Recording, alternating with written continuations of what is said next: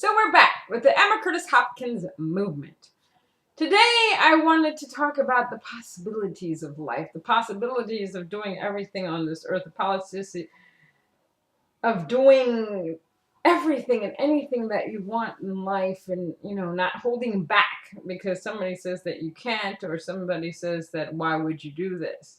Now, this weekend, I had the opportunity to run a half marathon. Well, this is one on my bucket list. I do have a bucket list. I have things that I would like to do before I make my transition from this earth, and marathon running is one of them. I am the type of person that likes to push myself to the extent of the law. I like to just push it, because I'd like to see how far I can push my body, how far I can push my mind, my consciousness, and to the point where I truly believe in myself and that I can do certain things.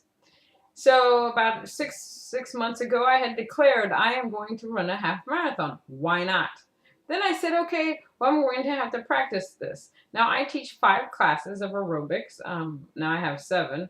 And I basically teach water aerobic, Zumba, cycling, boot camp, and I have several classes of each of those. And so I said, okay, I'll train. And I got on the treadmill and started running and doing the elliptical and doing all things. But I didn't really train as hard as I should. I ran outside a little bit here and there. And so I was telling somebody, I'm just going to do it.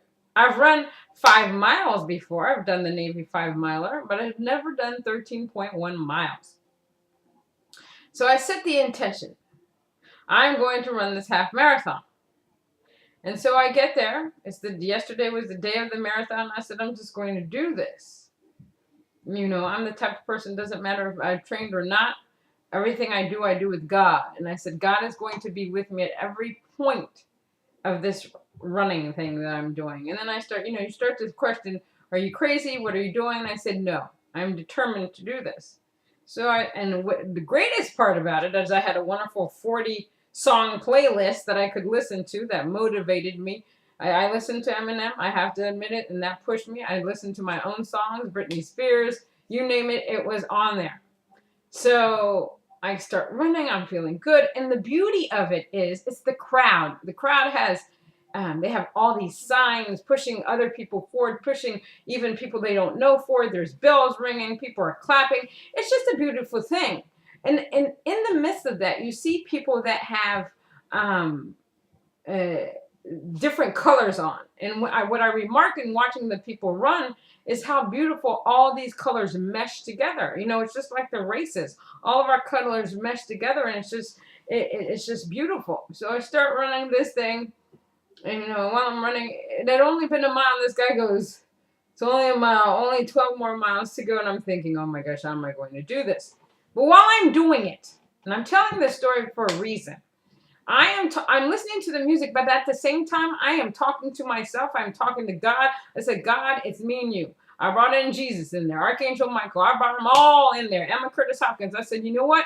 You have all motivated me to be the best that I can be, and I'm going to run this, and I'm going to complete it, and it's going to be a great task.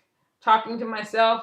Then there's the first hill. And after the 10th hill, I said, oh my gosh, I don't know. This is so much. But I had to continuously talk to myself and motivate myself and listen to God telling me, you can do this, you can do this. At the same time, my feet were killing me near the end of it. One of my legs was throbbing. I was like, oh my gosh, am I going to be able to do this? Still, and this is about the 10th mile. And I'm saying, every time, after the 5th mile and I saw a 6-mile mark, I was like, yeah, I'm doing it. Every time I saw another mile, I'm doing it. The very interesting thing, though, is when I got to near the end, about the 12th mile, I don't know, there was like a burst of energy that came through me. One of the things I kept envisioning was my car, me getting into my car, me seeing myself across the finish line, me finishing this in a wonderful way. It's about the 12th mile, I got this boost of energy. So I'm running and I see the white thing. I'm thinking, that's it. No. You run through another thing. I see another white thing. I said, okay, that's it. And I pick up the pace. And I'm like, oh my gosh, where's this finish line? Finally, I see the numbers that show your time. So basically, I did it in 2 hours and 45 minutes.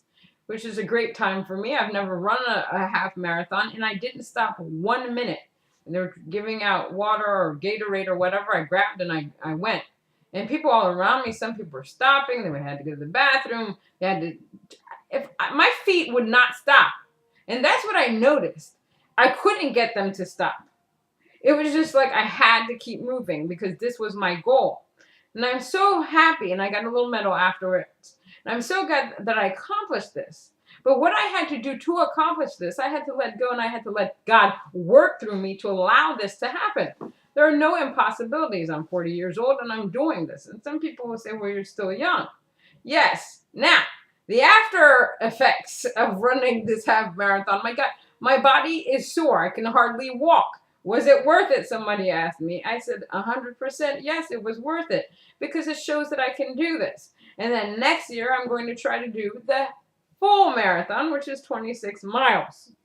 I might need a stretcher after that, but that's okay. I want to be able to do things in life. And the reason I tell this story is because you need to motivate yourself. You need to push yourself. Sometimes people think that you have to have other people to motivate you. But the best motivator is you and God working together and pushing you forward. I mean, if you have something that you want to do it. If you want to run a 5K, if you want to run a 10K, you want to run a 5-miler, you want to run a 100-mile race, do it. Do it. You know, I first started out by doing bike races. They were 62.5 miles each. I've done a 100-mile bike run. And it's because I like to challenge myself. I like to see how hard I can push myself and what levels I can bring myself to. And the thing is, if it wasn't for God, for me, I wouldn't be able to do these things. I wouldn't be able to do them whatsoever. Now, you know, I need a massage, but I am happy and glad that I did this. It felt so good to run across that finish line.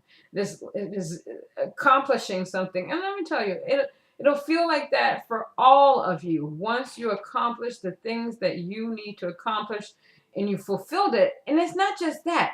When you decide to do something, you are motivating somebody else to say, you know what? She can do it. I can do it too. And the thing is, it doesn't matter that I teach aerobics. I don't run. Now I can call myself a marathon runner. However, before I would have said, oh my gosh, I don't know.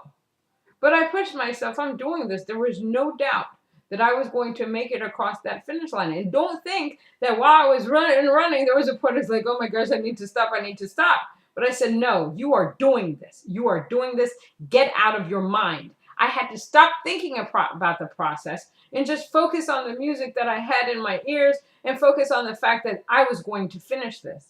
So if there's something that you've started also, you need to finish it. Go through it. You know, most of the time we procrastinate with a lot of the things that we do in this lifetime. We just do that because we either say, okay, we'll push it to the side, we'll get to it later. Later becomes later and later and later and later. But the thing is, when God gives you an idea, it is time for you to go forth and flourish and do that thing and move that thing, because there is nothing that you can't do in this lifetime that won't, you know, there's nothing in this life that you can't do. There are no possibilities. You know, a lot of people think, some people, I was talking to a friend of mine, she's like, she thinks after a certain age, you shouldn't do music, you can't accomplish this, nobody's going to listen. I said, that's BS. And it's truly BS. There are people that have started going to college at 80 and completing and getting a degree. There are people that started singing at 70 and got a platinum album. Because why? They believed in themselves. Success is dependent on your concept of yourself. If you deemed yourself a winner and you're successful, then that's what it will be. You need to bust your butt, just like Britney Spears' new song. It's called "Work It," with the B word in it, but it says "work it." And then basically the song says, if you want this, you've got to work it. You just don't sit and say, okay, God, do your work. You've got to work with God. And when you work with God, you're going to accomplish the things that you want to accomplish. You're just going to do it. But you have to believe in yourself. You've got to work on your consciousness. You've got to work on every aspect of who you are so that you can see your own greatness. It doesn't matter what anybody else thinks of you, but most importantly, it matters what you think of yourself and how you are going to move your life in this incarnation. Believe in who you are. Don't listen to the naysayers. Do your thing. Do you. Amen. See you next time.